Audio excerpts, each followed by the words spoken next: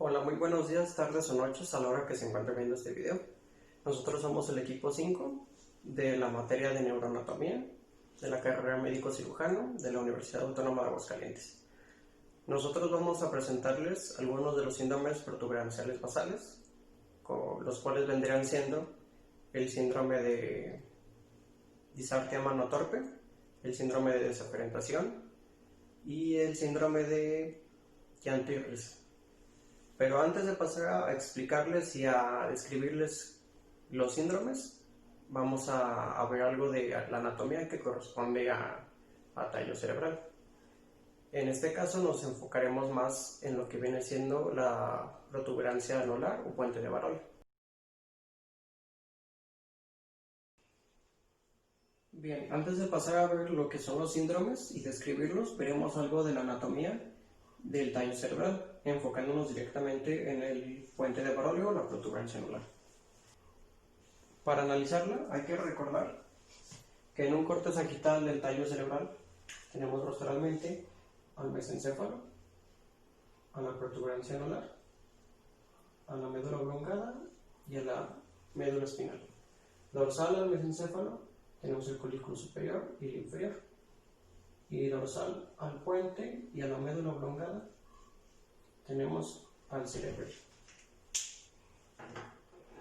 Al hacer un corte sagital también nos permite ver estas estructuras que vendrá siendo el acueducto cerebral o de Silvio, el cuarto ventrículo y el conducto cranial. Bien, ¿por qué nos interesa este corte? Porque en el puente hay 3 cortes axiales que nos van a permitir ver diferentes niveles para diferentes síndromes. Entonces dijimos que hay 3 cortes a nivel de la protuberancia anular, que viene siendo uno inferior, que abarcaría lo que es el núcleo motor del 7, el medial, que abarcaría lo que viene siendo el principal del trigémino o el sensitivo, y otro superior, donde nada más se presentaría lo que viene siendo la raíz descendente del trigémino. Aquí en la que nosotros nos vamos a enfocar directamente viene siendo el corte inferior, porque los síndromes que presentaremos tienen que ver directamente con alguna afección de los elementos que se encuentran en ese nivel. Bien, ahora vamos a analizar lo que vendría siendo un corte axial a nivel inferior del puente de Barolo.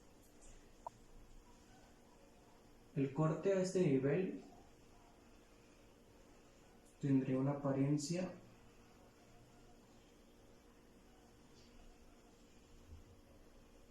algo así. Aquí atrás quedaría el cuarto ventrículo. Aquí tendríamos al núcleo del abducens o el núcleo del sexto, que serviría para ver la vista, una vista lateral, para mover el ojo. A esta altura tendríamos el núcleo motor del séptimo, que sirve o su función radica en los movimientos de la expresión facial. Bueno, aquí tenemos otros 2 núcleos importantes, que serían los núcleos vestibulares, que forman parte de la región acústica. Aquí al igual tenemos el pedúnculo cerebeloso inferior o cuerpo restiforme. De sus lados vamos a tener a los núcleos cocleares, que también su función radica en la vía auditiva. Más ventral, aquí tenemos muchos núcleos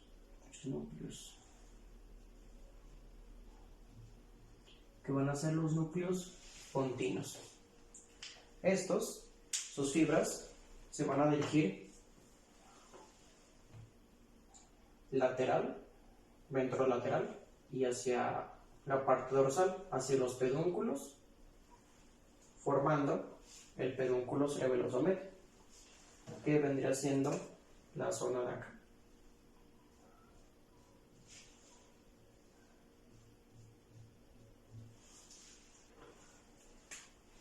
Aquí vamos a tener a la vía corticoespinal,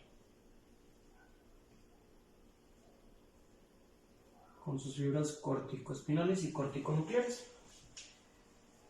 Estas fibras de lo que se van a encargar, como ya sabemos, es de el movimiento. Aquí superior tendríamos al hemisco medio, que vendría siendo parte de la vía columna dorsal de hemisco medial, que se va a encargar de llevar la propiocepción, que vendrá siendo cuando PPTB. Bueno, ahora en esta área tendríamos a las de la raíz descendente del trigémino, que principalmente se encarga de la termoalgesia de la cara. En ese nivel también vamos a tener al hemisco lateral u oliva superior, que se encarga directamente, igual con la vía acústica, tiene función auditiva. Y otro núcleo que nos falta aquí vendría siendo el hemisco espinal, que ese pertenece al sistema anterolateral, que también es una vía aferente que va dirigida al área central en el lóbulo parietal. Esta se va a encargar de llevar información de temperatura, dolor y tacto grueso hacia la corteza cerebral. Bien. Bien, aquí vamos a tener otros dos elementos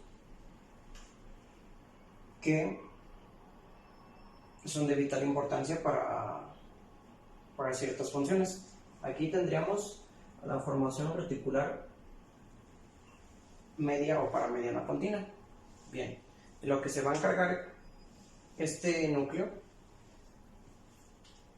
o esta formación es de la mirada conjugada horizontal. Y finalmente tenemos otros núcleos que serían de función parasimpática, que vendrían siendo los núcleos salivales. Bien, estos tienen inervación parasimpática hacia la glándula parótidas, hacia la sublingual y hacia la submaxilar, para secretar lo que viene siendo saliva. Y bueno, estos serían los elementos que componen a un corte axial. Por lo que si cuando analicemos los síndromes, vamos a ver y vamos a entender por qué están afectados y por qué en esa zona, o sea, qué manifestaciones representan dependiendo del síndrome. A continuación les hablaré del síndrome de disartria mano torpe. Este síndrome está causado por infartos lacunares frecuentemente ubicados en la extremidad anterior de la cápsula interna, rodilla de la cápsula interna o corona radiada. Esto no quiere decir que dichos infartos no puedan ubicarse en otro lugar. Las estructuras afectadas son los núcleos córtico-nucleares y córtico-espinales y los núcleos pontinos. Con esto, podemos ubicar la lesión en la imagen en la porción ventral y medial del puente de Barolio.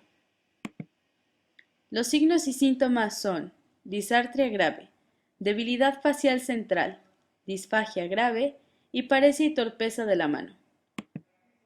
Para lograr diagnosticar a nuestro paciente con este síndrome, podemos apoyarnos de estudios de imagen, tales como la resonancia magnética, para poder localizar la lesión vascular, Además de esto y los síntomas que el paciente nos refiera, podemos hacer uso de pruebas tales como la sensibilidad en el rostro del paciente, que éste realice expresiones faciales, trague saliva, diga algún trabalenguas e intente escribir su nombre en una hoja de papel. Continuando con el síndrome de disartria mano torpe, ahora nos toca hablar de su tratamiento. Aunque el síndrome de disartria mano torpe es el síndrome lacunar clásico con mejor pronóstico funcional a corto plazo, no hay que olvidar que este tipo de cuadros clínicos hay que tratarlos lo antes posible, ya que tras el infarto hay una ventana de unas 3 o 4 horas en la que es primordial intervenir e iniciar el tratamiento. Si bien en ocasiones se requieren procedimientos quirúrgicos de urgencia, esto no suele ser lo habitual. El paciente, una vez intervenido, ha de comenzar un proceso de rehabilitación integral que incluye la visita con distintos profesionales en el ámbito de la salud, tales como el fisioterapeuta, el neurólogo y el neuropsicólogo. El papel del fisioterapeuta en el proceso de rehabilitación es ayudar al paciente a recuperar las funciones motoras a través de ejercicios como la estimulación propioceptiva y sensorial del hemicuerpo afectado, cuidados posturales o movilizaciones pasivas de las articulaciones y músculos afectados tras el accidente cerebrovascular, así como tratar las posibles complicaciones que se produzcan durante todo el proceso. La labor del neurólogo en la rehabilitación del paciente es la de llevar a cabo un seguimiento de las posibles complicaciones neurológicas que pudieran aparecer, así como solicitar la realización de pruebas diagnósticas y de neuroimagen en caso de que sean necesarias. Y por último, la función del neuropsicólogo es fundamental en el proceso de rehabilitación tras sufrir un síndrome lacunar, como el síndrome de disartria mano torpe. Su labor es detectar las alteraciones de las funciones cognitivas superiores, atención, memoria, funciones ejecutivas, etcétera, que se deriven de esta lesión cerebral. Una vez detectadas tanto las capacidades alteradas como las preservadas, el neuropsicólogo trabajará con el paciente la restauración o la compensación de dichas habilidades con el fin último de que el paciente vuelva a ser autónomo y plenamente funcional en todos los ámbitos de su vida a nivel familiar, laboral y social.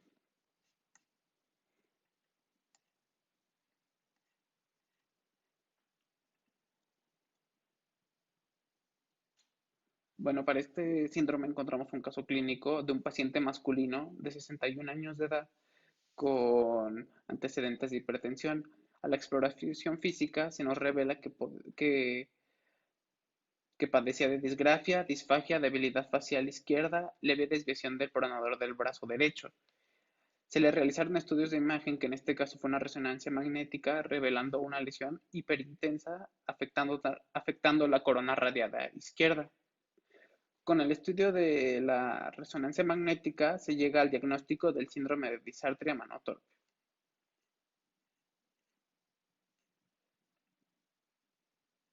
Y bueno, como resumen del síndrome de disartria mano torpe, vamos a recordar todo lo que ya vimos. Tenemos que las causas van a ser una lesión vascular de la base pontina, es decir, un infarto lacunar. Las manifestaciones van a ser debilidad facial central supranuclear, disartria grave, disfagia grave, paresia y torpeza de la mano. Y las características de este síndrome va a ser que la topografía lesional habitual se localiza en el brazo anterior de la cápsula interna o en la protuberancia. A continuación les hablaremos acerca del síndrome de desaferentación, también conocido como síndrome de enclaustramiento. Bueno, el síndrome de desaferentación es una afección muy grave causada por una lesión vascular o traumática que normalmente corresponde a una lesión en la protuberancia ventral. La principal causa de una lesión en esta porción de la protuberancia se va a deber a un infarto en la mitad ventral del puente de Barolio, que usualmente está dado por una obstrucción de la circulación posterior, que es básicamente territorio de la arteria basilar, aunque también existen otro tipo de causas como las lesiones traumáticas, hemorrágicas, infecciosas o también puede ser por orígenes tumorales. Entonces, las lesiones protuberanciales ventrales, como podemos observar en la imagen de la derecha, van a afectar a los haces córticoespinales y córticovulvares, que como recordamos, estos se van a encargar del movimiento voluntario, lo cual explica la amplia gama de manifestaciones clínicas que va a presentar dicho síndrome. Pero ¿cuáles son esas manifestaciones clínicas? Bueno, pues vamos a verlo. Comenzaremos con los signos y los síntomas. Muy bien, el síndrome de desaferentación cursa en su forma clásica con tetraplegia, que es incapacidad del movimiento de las 4 extremidades, y con anartria, que es incapacidad de vocalizar sonidos. Pero algo muy importante es que se va a preservar el estado de conciencia.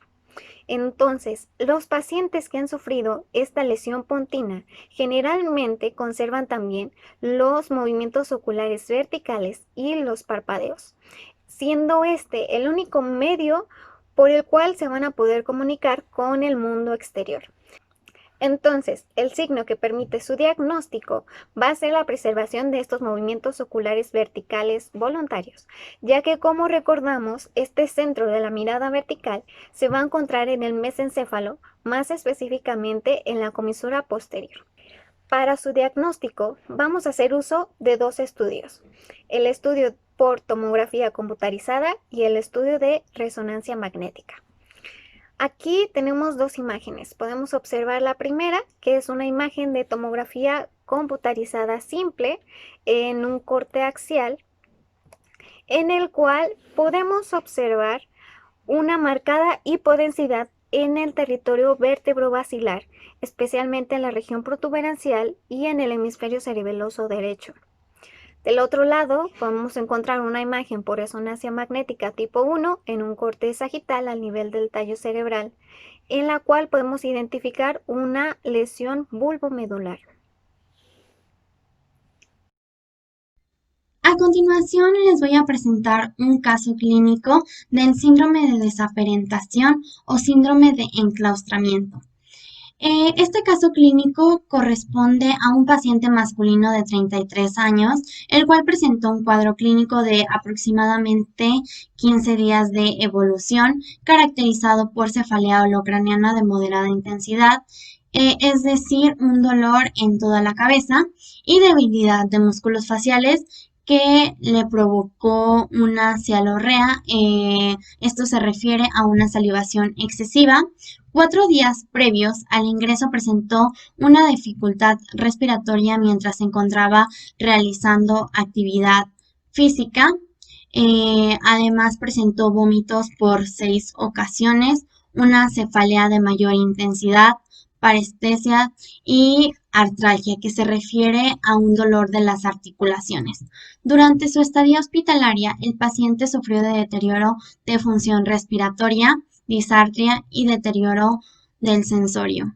El diagnóstico de este síndrome es básicamente clínico, ayudado por pruebas de imágenes tales como una tomografía computarizada o una imagen por resonancia magnética. El diagnóstico clínico se realizó por medio de una exploración neurológica en la que se determinó que los movimientos oculares estaban preservados en el eje vertical, es decir, que no se afectó la mirada vertical ni el parpadeo. Sin embargo, al examinar la fuerza muscular y la movilidad de las extremidades, la respuesta fue nula, lo que indicó una parálisis de toda la actividad motora. Posteriormente, se procedió a realizar una interrogación al paciente mediante el uso de preguntas sencillas, y el mecanismo de respuesta fue que un parpadeo significaba sí y 2 parpadeos significaban no. Primeramente, se le preguntó si su nombre era el mismo que se encontraba en el historial clínico, y como respuesta a esto el paciente realizó un parpadeo, y al preguntarle si era médico, el paciente realizó 2 parpadeos. Finalmente se le preguntó una edad distinta a la referida en el historial clínico, a lo que el paciente realizó 2 parpadeos. Esto indicó que el paciente sí escuchaba y entendía lo que le decían, sin embargo, pues no era capaz de realizar algún otro movimiento además del de los ojos.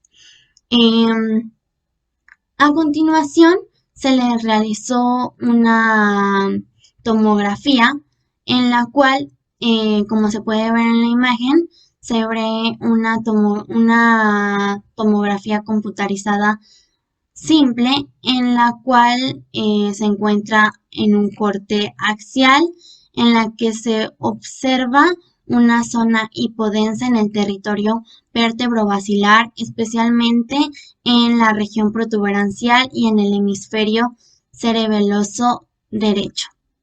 Además, se le realizó al paciente una angiotomografía, la cual mostró una estenosis marcada de la arteria basilar, que, como sabemos, las ramas de la arteria basilar son las que irrigan principalmente al puente.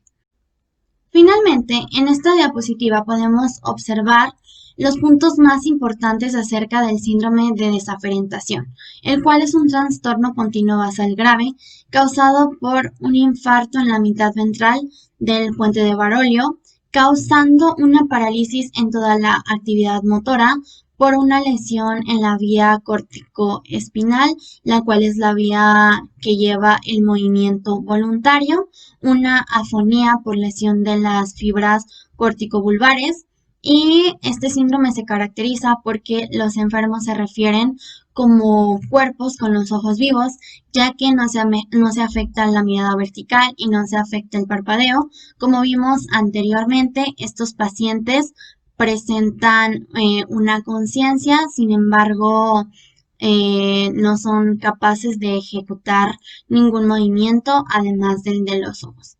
Esto sería todo por parte del síndrome de desaferentación. El último síndrome que vamos a ver el día de hoy es el síndrome del llanto y risa. Este síndrome está causado por una lesión vascular en la base del puente, que es ocasionado por lesiones frontales o parietales que presentan parálisis pseudovulvares, o también por lesiones rostrales y pontinas mediales.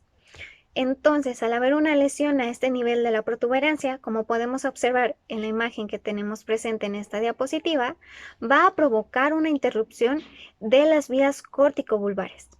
Estas vías corticovulvares tienen un control inhibitor sobre el centro tegmentario pontino para la risa y para el llanto, por lo que al verse afectado va a liberar dicho centro provocando llanto esporádico o risa, aunque ésta se presenta con menor frecuencia.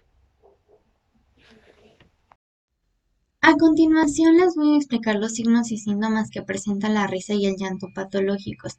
Previamente es importante mencionar que habitualmente la risa es considerada un fenómeno biológico normal y saludable.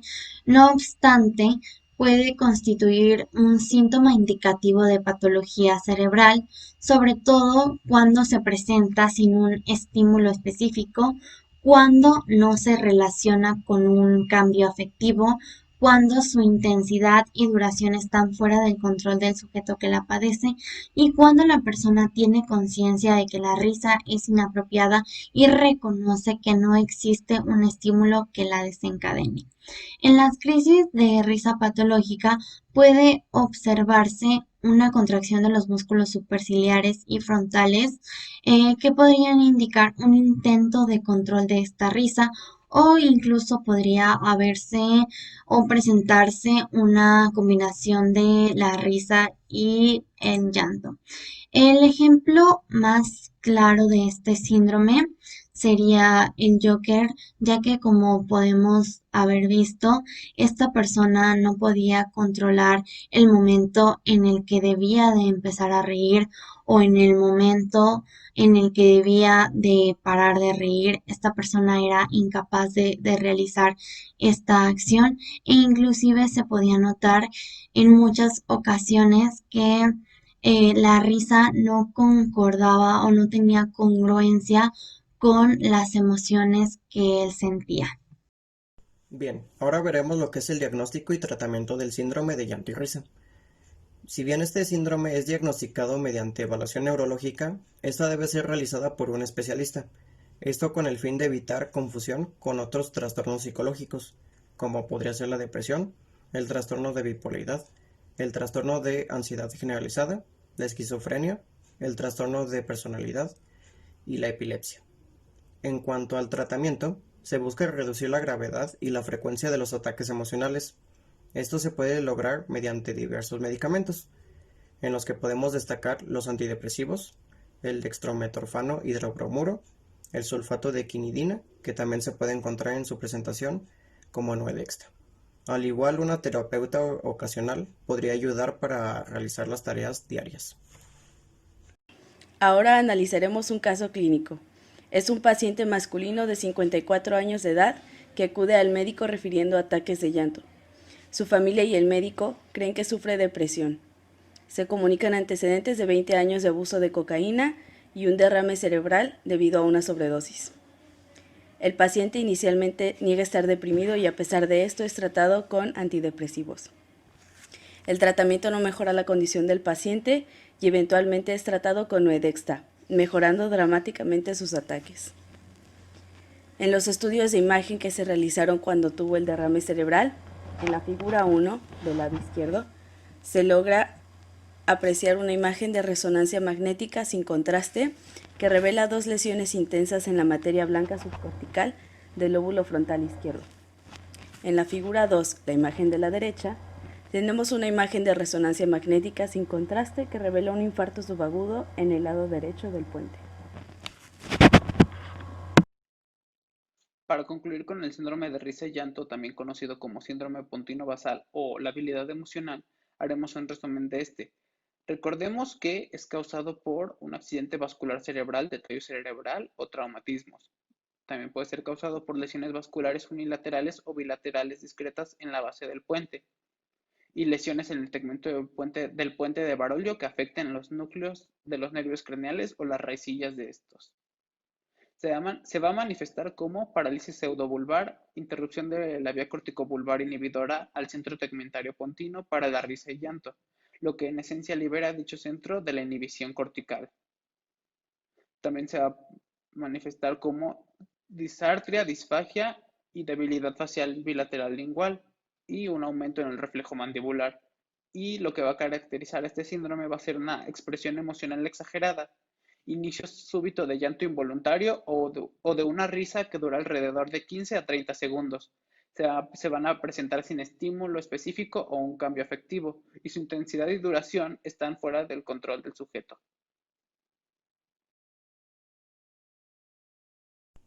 Bien, aquí tenemos una pieza anatómica que vendría siendo un encéfalo, pero este sería un encéfalo de res. Bien, entonces esto sería una vista ventral y esto ya sería el tallo cerebral. Bien, aquí tenemos a los pedúnculos cerebrales que vimos que era del mesencéfalo. Aquí tenemos al puente, que es muy chico. Aquí tenemos la médula oblongada y esto sería la médula espinal.